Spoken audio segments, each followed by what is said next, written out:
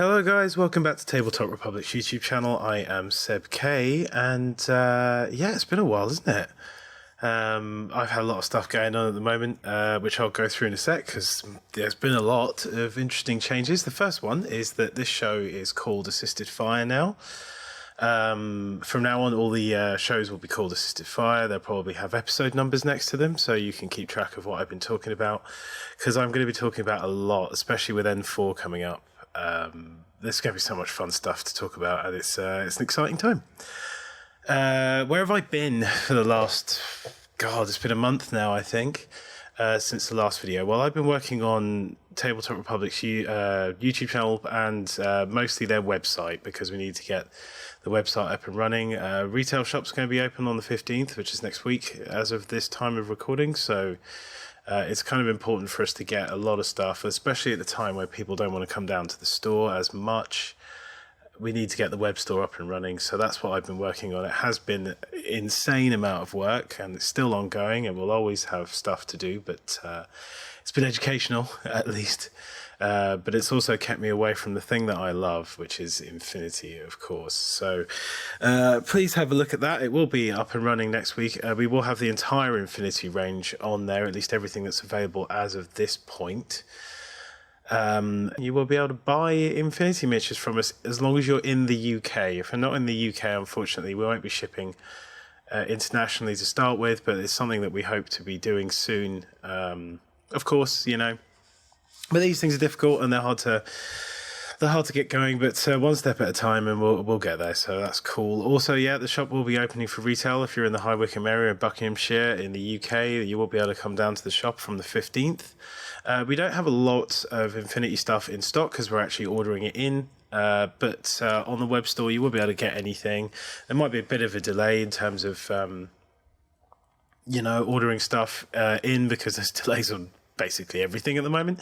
That is the world we live in, so there you go. So what are we talking about today? Well, I thought I'd do something a little interesting. Code 1's rules have been out for a bit, but what we're going to look at today is how Code 1's rule changes might pertain to N4 when it comes out, and the things that have been changed in here that I might want to see carried over to N4, and the stuff that's probably not going to be carried over. And it's just kind of my opinion basically on what's good and bad in this book.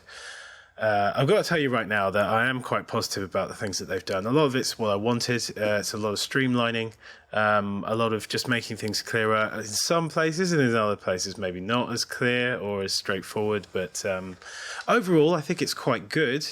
But individually, things we've got a lot to talk about. So if you are following along at home, you can get your copy of the rulebook out on the PDF and just follow through. We're going to start on page 22. I'm just going to scroll down here. There's no particular order. I've actually gone in page order of the things that I like. I haven't gone through, say, what I think is the most important change. We're just going to go page by page. So on 22, we've got peripherals. This is a small thing. It's just cool that they've actually called peripherals. Instead of like us calling them power bots and stuff, that we used to call them helper bots and servant bots and all these different names. Now that they're all under one banner and they're called peripherals, which is really cool because it means that you instantly understand that a peripheral does not generate an order and does not take up a slot in your order pool. So from now on, we're going to see that label. I hope they carry that on. The next cool thing is a couple of pages down. We've got the states phase, which is just a cool extra thing. It really affects things like there it is. It really affects things like regeneration, because now there's a phase for it, which means that it doesn't take an order. You actually get to do a regeneration roll outside of the normal phase of play, which makes regeneration a lot more useful. I think it mostly just benefits that, but I think it's also going to affect some other states that units are in that I haven't really checked to see if you can reset out of things during the states phase. I don't think you can. But there may be things that you can also do in the states phase later on if they keep that going forward to M4, and I think they should. I think it's really handy, especially taking up less things that take orders away from models, especially with regen, because it wasn't always worth doing on some models like Krakots, where you're like, well, it's pretty cheap, I don't need to necessarily spend an order to pick it back up. Maybe I'll just spend that order elsewhere doing something else. So it is quite interesting, the whole idea of a states phase anyway.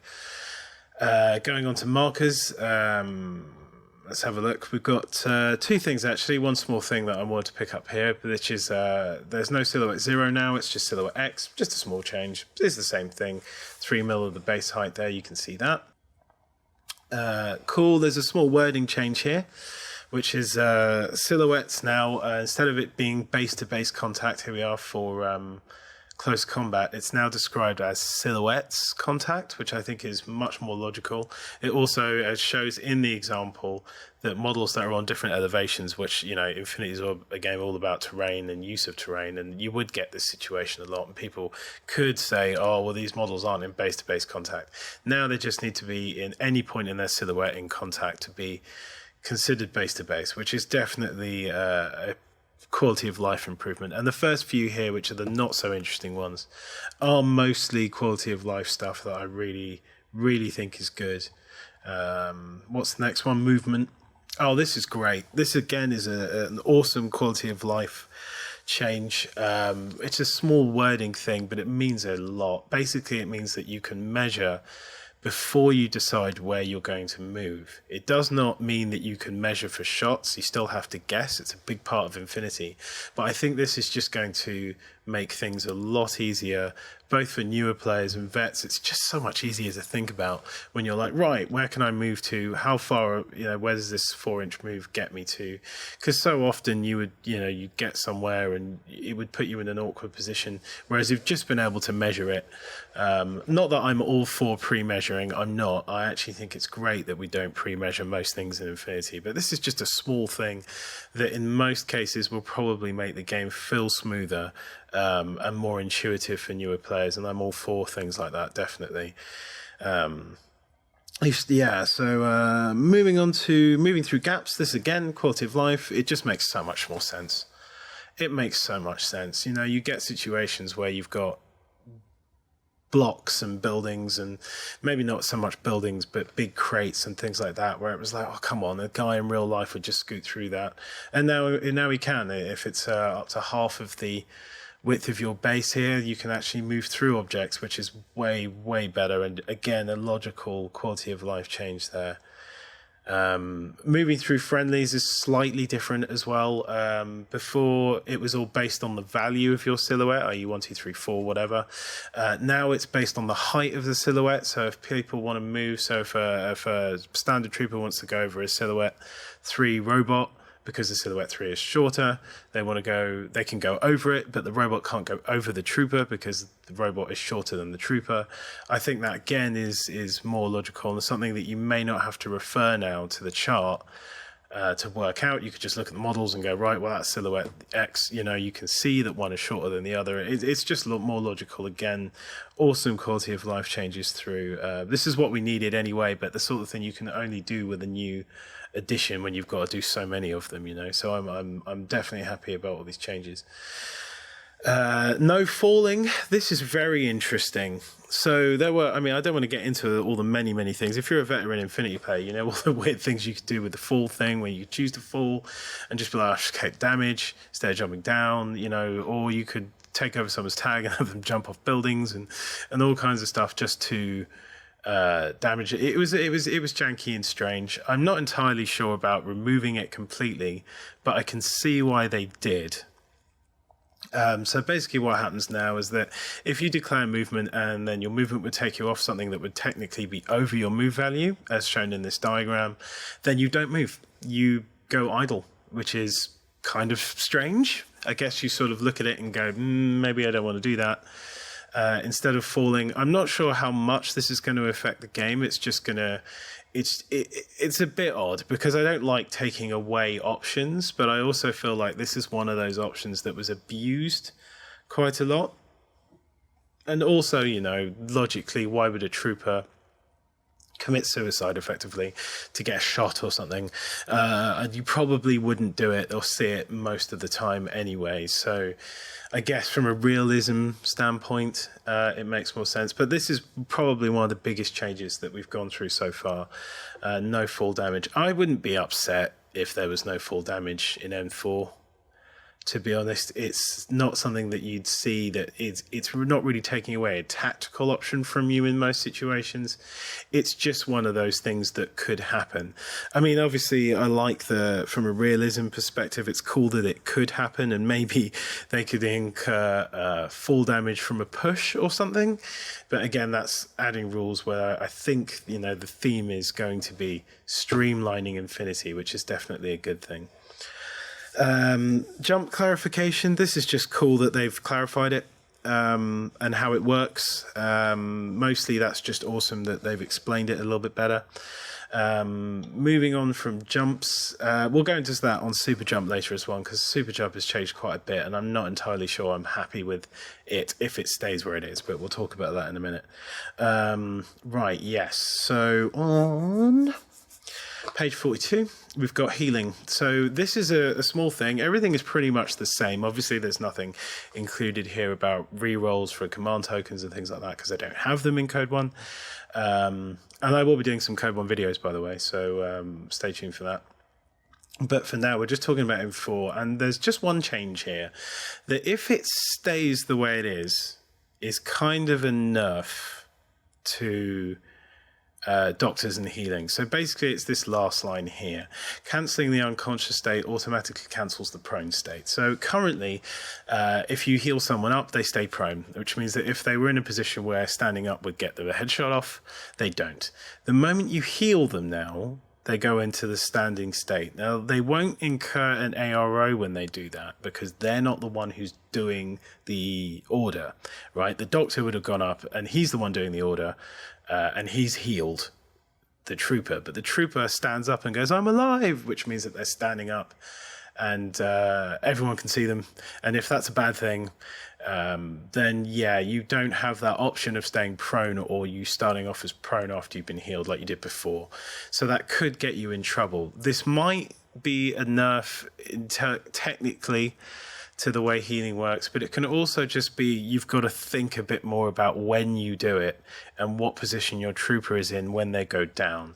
It also gives your opponent more of a tactical opportunity, because they're thinking, right, he's got a doctor, but if I take this guy out in this place or cover him so that when he gets up, he's going to get shot again, it means that your opponent may not be able to use their doctor in that situation. So in a way, it's taking away the safety from the defensive player who wants to go up and heal the guy, but it adds tactical opportunities for the guy who's attacking that guy who's gone down.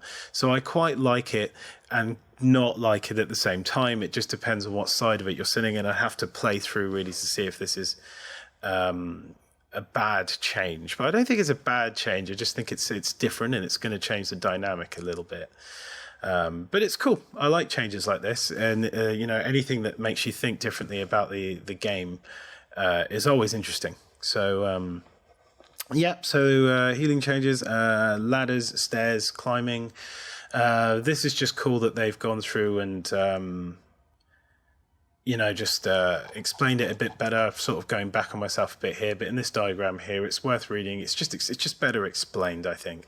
You also seem to get a free base length in terms of width. So in other words, models will always just stand up on top of something and will stand completely on it, right? So there's none of this confusion about how far up a wall somebody is, or whether they're sort of hanging off or whatever. If they don't have climbing up, do anything, what's going on? No, they just finish their movement standing on the surface. So you do get a bit of extra free movement, but I think just for moving your models around, that's just so much more, again, intuitive and easy to understand. So I really like that one. Overall, the big elephant in the room now, and it's weird because it's hard to talk about it, is critical hits. Obviously, a lot of players already know that this change is coming. I think this is the way it's going to work going forward, where you still win the face-to-face roll, but you're taking an additional armor roll for whatever hits you. So if it's double action, you get 3. It's +1. It's not doubling the number of hits or anything like that. And what it means is that basically you can still go for that lucky crit and just be like, right, I just want to stop my opponent from shooting at me or whatever. And still try to stall people like that in ARO, or when you go to shoot someone, you're still going to get that extra effectiveness, but it's just not as crushing as horrible as just taking an automatic wound, which in most situations did feel pretty egregious. And I think most of the time against tags, people would say that that was a problem. And this, in a way, is a stealth buff to tags, because their high armor value means, and because you're only taking an extra armor roll, it means that armor comes into play. So it means that your pleb with a pistol can crit a tag and win a face-to-face roll, but he's probably not going to hurt it when it makes its armor save. In fact, it may be impossible to hurt it in certain situations. So you can still use, the critical mechanics, and they're good for stalling. And if you just want to win a face-to-face roll, that still happens, but it's less likely to just wipe the target out. I think this is definitely fairer. I think it's going to lead to a little less aggravating situations. If I'm being honest, it never really bothered me.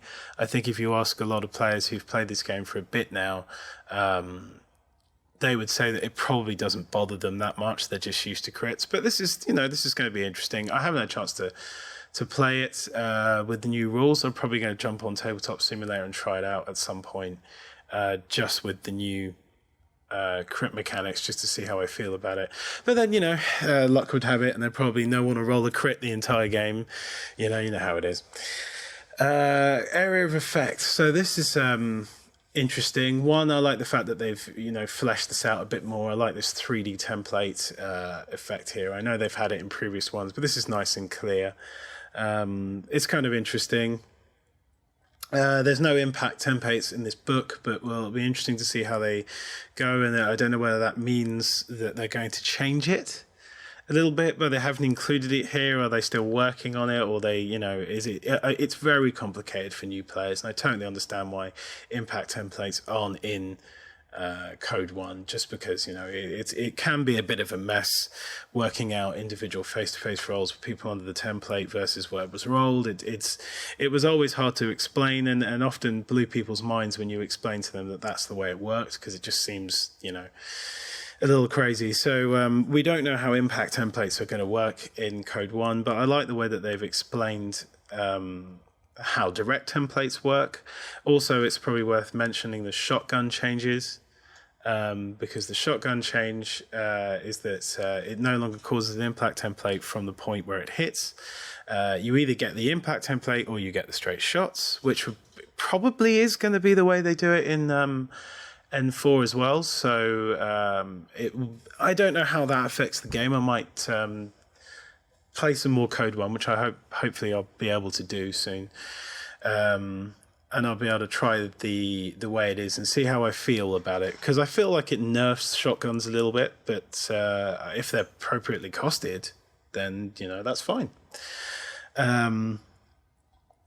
Yes, I do like this one change here as well, which is a full dodge out of line of sight template. So you get hit by a template, you actually get a full dodge. It's not just a dodge change face, which often meant that you might just get hit again. At least it allows you to rearrange your troops so that if you're taking another template hit, you may have been able to dodge some of them out of the way. It's obviously going to feel a lot better if you're on the receiving end of templates, and they were very strong in N3.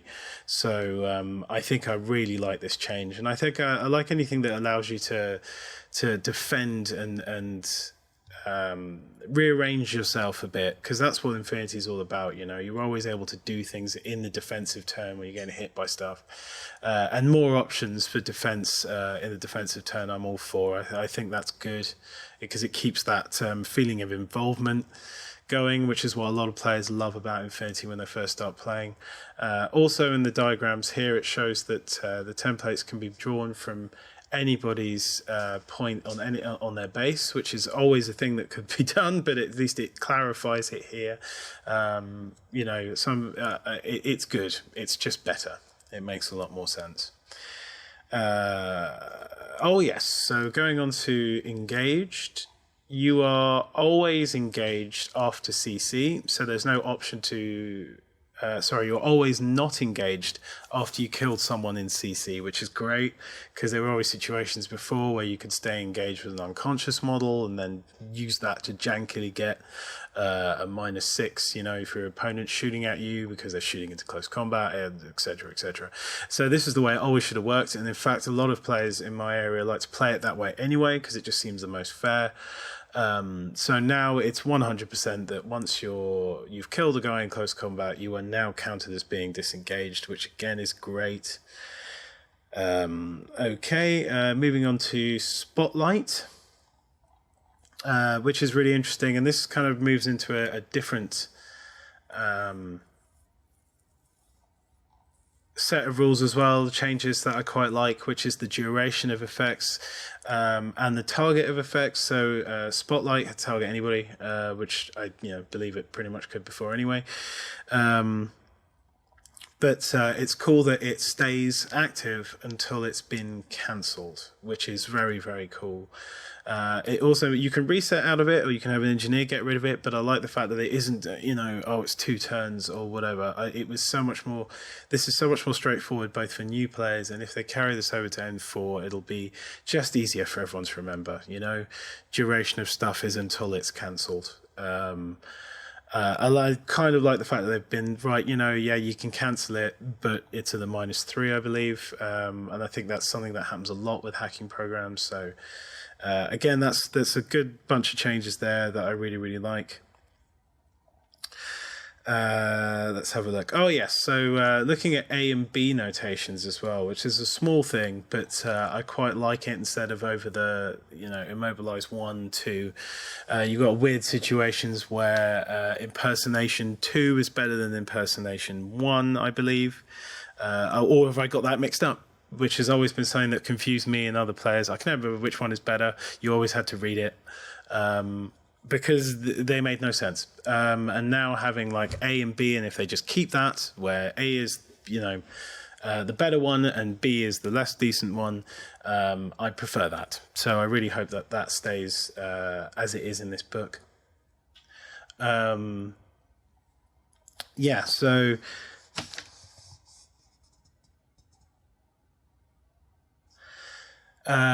all the states are until they're cancelled, which is really, really cool. And most of them can seem to be cancelled by this -3. This seems to be something that's been carrying through all the way, and I like that too. I think it's good that you can do that. With immobilized A as well, which is really interesting. There's a lot of models that have this paralyzed para ammunition, which is a brand new sort of ammunition type, but it's not really, because it's basically immobilized, causes immobilized state, but it's a good blanket name for it. With immobilized 1, you've got a nice new change where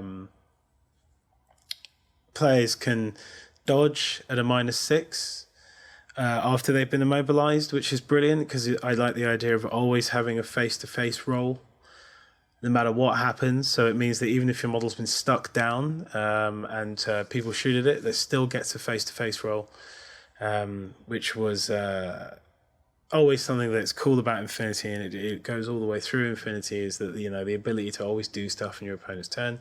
So I like this. This is good. It just it means that if your tag gets stuck down, or something like Sheshkin or Achilles or Hippolyta or something, it's not going to feel as bad. I mean, it's still terrible if it happens to you, and it's still hard to get rid of. With immobilized A not being able to get rid of the reset, so you've only got the engineering roll, which is it's just the engineering roll. So it's still pretty bad, but at least you've got something you can do now. If someone comes up on you with a HMG, it's really, really good. Well, I mean, it depends on how you roll, but it's still cool that you've got something. Alert changes, which is cool. Alert is something that a lot of people forgot that they could do, which is basically that before, if you could where is alert gone? If you could see an enemy model with your model in ARO, you could declare alert, which would allow other models to do a dodge change face in order to change their facing to defend against the thing that's attacking you, which I thought was pretty good.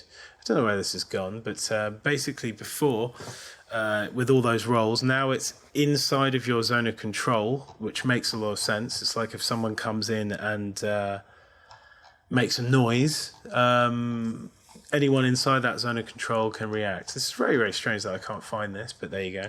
If you guys can go through and have a look and see where this alert change is, because I've written it down, so it must be here. Where's the alert change? It actually has a diagram as well, so I don't know why I can't find it, but there you go. Anyway, wherever alert is, it's cool that it allows you to automatically, instead of making a roll, change the facing of anyone inside the zone of control of the alerting model. So I quite like that. That's very, very good. Engage is gone, and it's kind of part of the dodge roll, which I think that's just makes more sense anyway. So what's going to happen now is that if you can use a dodge to enter the engage state, and I think that causes well, it doesn't cause problems. It's definitely better because engage was basically a dodge anyway.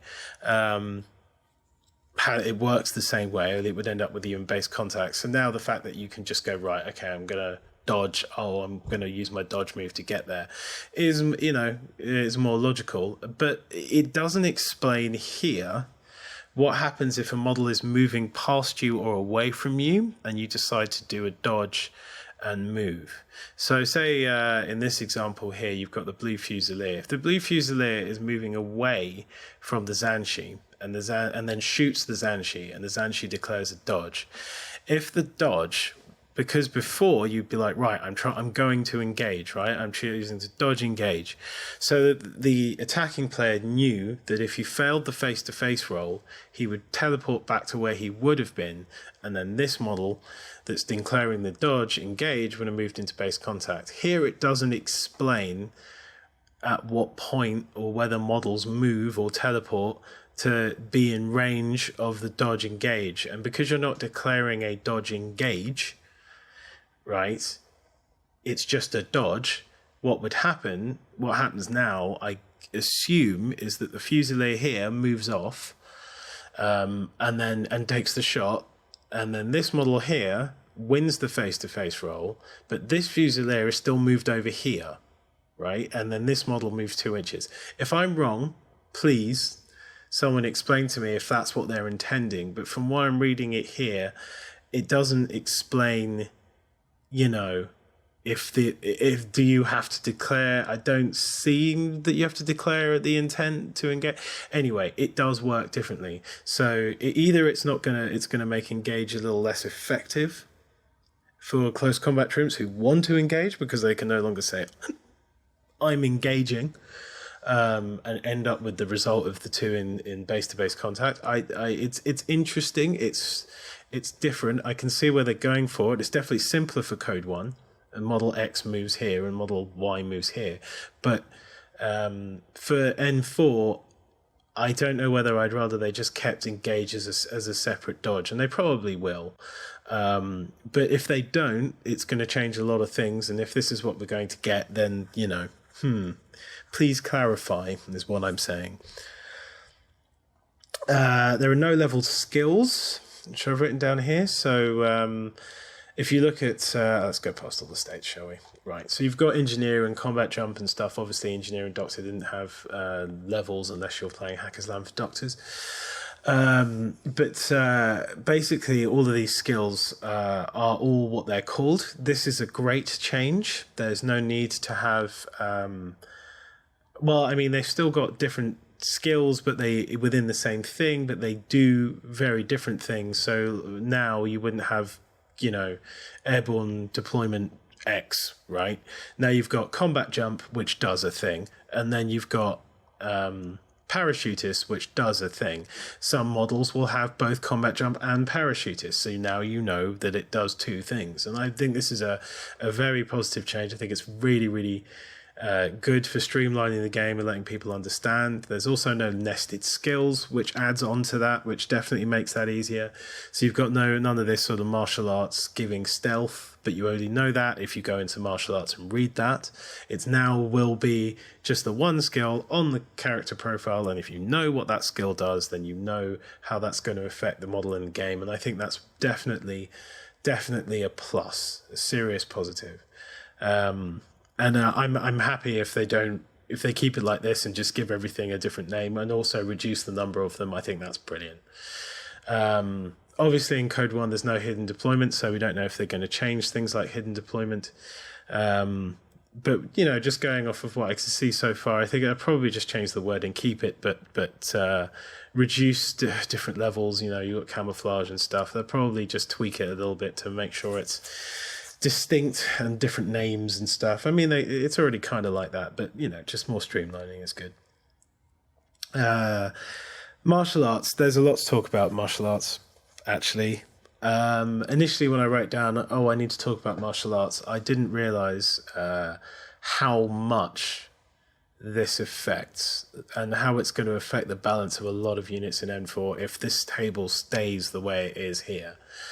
So on the face of it, yes, it's really simple, right? You got martial arts 5, it's better than 4, it's better than 3 and better than 2 and 1, and you can anticipate by how much, because apart from level 1, all of the above mods apart from 1 have got +3 to hit and -3 your opponent's mod, much simpler, and they go up incrementally from 2 to 5 with damage mods. So +1, +2, +3, and then +3 staying at 5. It's going to be easier to remember. Yeah, it's not totally straightforward, but I wasn't expecting to go +4 damage. So, just to make it even.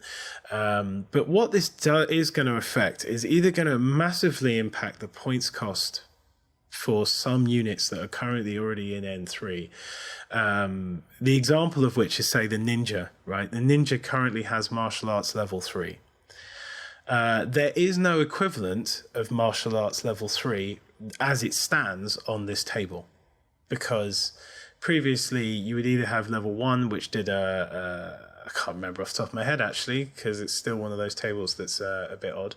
But okay, let's pick 4, right? 4 would have given you +1 burst and just +1 burst. 3 would have given you +3, -3, right? With no damage mod, no burst mod. So currently the Ninja has level 3, which gives you a +3, -3, right? If you were to give the Ninja the same level, or in fact level 2, it's now getting +1 damage. And at level 3, it's getting +2 damage. That's a huge deal, because ninjas are already brilliant, right, at so many different things, and they're beasts in close combat. And the only thing that was really letting them down is if you took the DACCW one, which everyone does, it's only physique 12, right? So, yes, it's 2 hits and thing, but it was better at dealing with, unless it crits, which was always the thing with ninjas, but it was always better at dealing with lesser units. And it would probably take those down with the DACW. But if it came up against something, a tag you wanted to crit, basically. But now with this +2 damage mod, physique 14 on a ninja for close combat, that's pretty good. But even more so than that, 4. Level 4 is the huge one. And I now suspect that a lot of units are going to get kind of nerfed by this. So if this table carries over to N4, and I suspect it will, because I think they're going to want to move players along from Code 1 onto N4. And to change the tables up and stuff is going to be jarring for them. So I think they're tweaking this across the board. But let me look at 4, right? I'm going to pick up 2 units specifically that this is going to affect massively. Yojimbo and Hippolyta. Let's just pick those 2 off the bat. Both of them have got great close combat stats, so they're already getting a plus mod. Currently, because none of the skills in in Code 1, which I forgot to mention, grant you levels underneath unless they say total, right? So currently, if you got Martial Arts 3, you also could get access to 2 and 1. You can't use them all, but you can use any of those 3 levels, right? Currently in Code 1, you only get the level you're allowed to use, which is why the table looks the way it looks, right?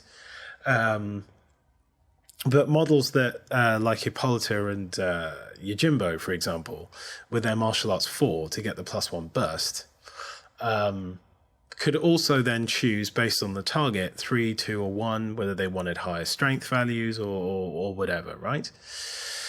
Now, they won't get access to +1 burst unless they've got 5.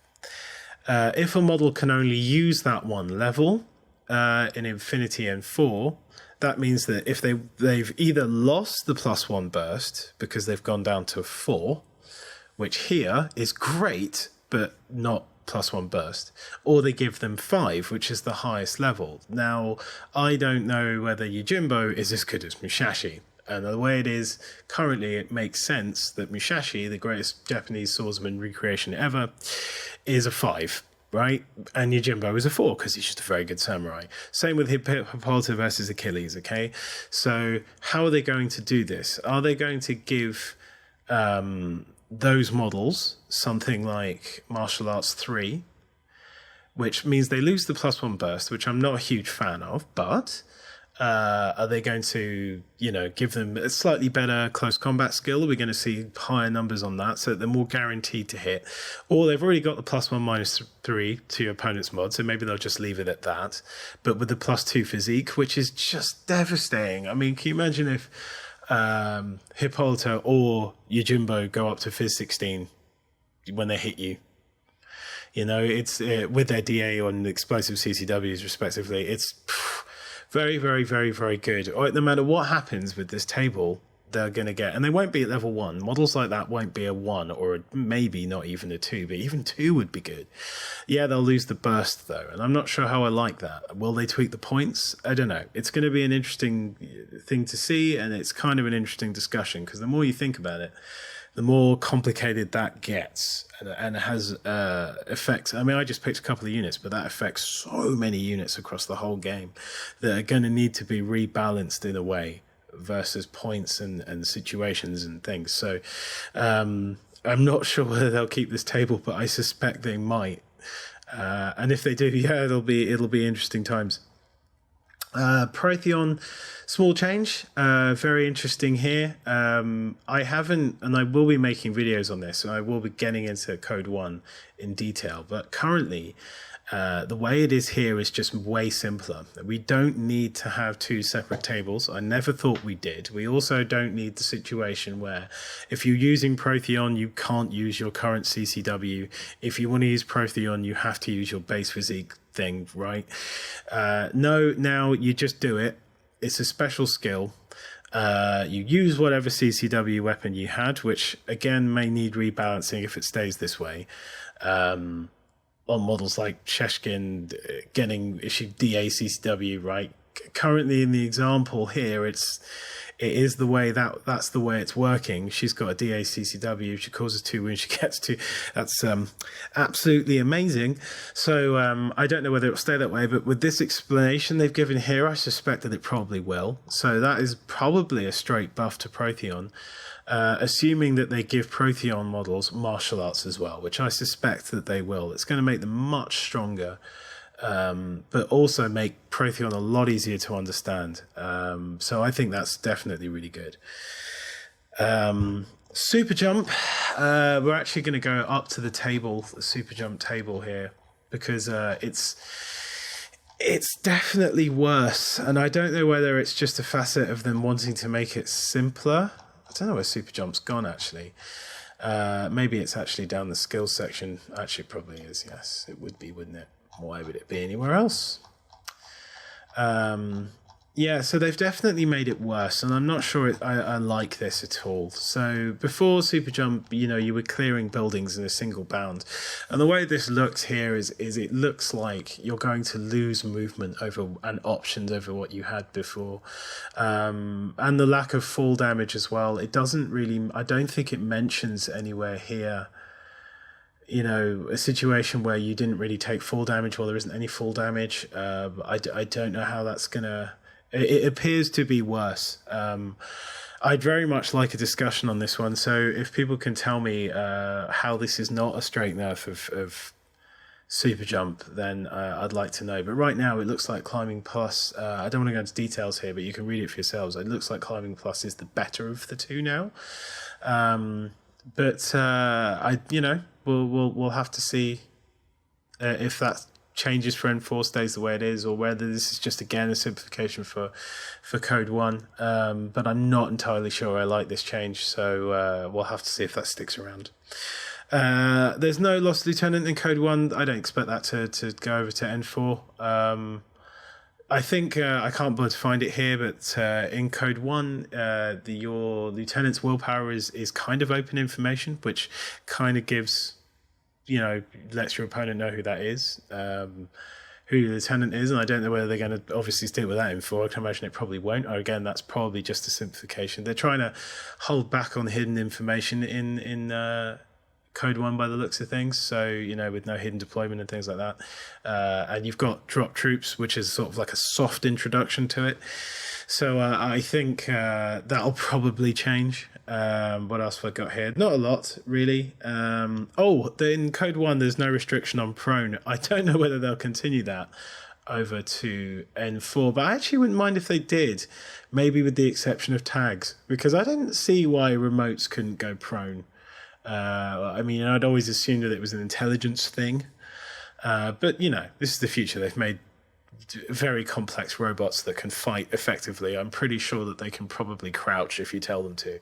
So I didn't really see why they couldn't go prone before. And in Code 1, anything can go prone. So I'd like to see that actually carry over. And if they do let tags crouch a little bit, then maybe they can go to half their silhouette height. So I'd like that. I think I think tags need buffs in general. So anything that outside of the crit change that buffs tags would be cool. And a few movement options for them, more movement options would be awesome as well.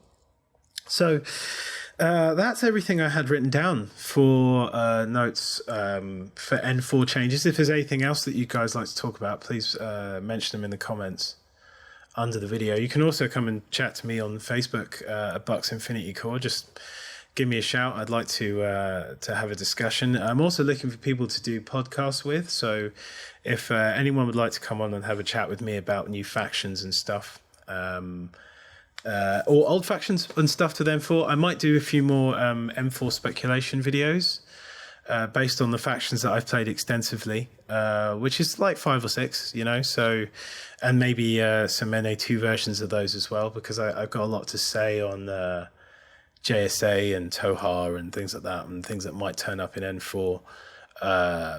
And I actually would like to see a lot of nerfs from stuff, so that might be a couple of interesting videos coming up.